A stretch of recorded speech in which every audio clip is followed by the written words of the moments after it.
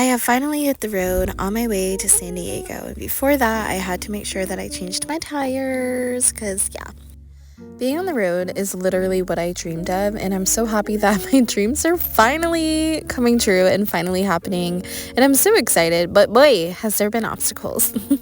Also, these gas prices, boy.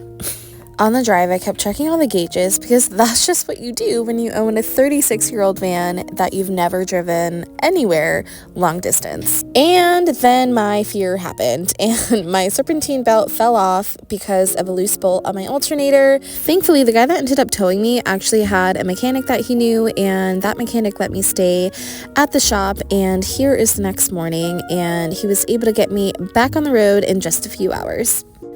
Once I was back on the road, I started thinking that I really wanted to see more of the coast, so I ended up changing my route and slowing down my trip because I'm really in no rush, but I always just put this pressure on myself whenever I travel that I have to just make it to my destination, no stopping, go, go, go, and that's just not how I want to do it this time around.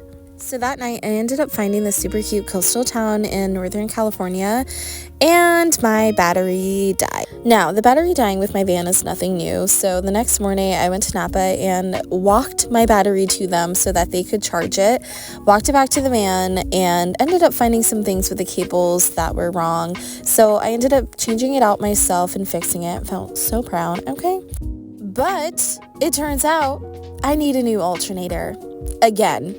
So thank goodness for warranties. Prior to my alternator dying, I was able to get to this spot and the views were amazing.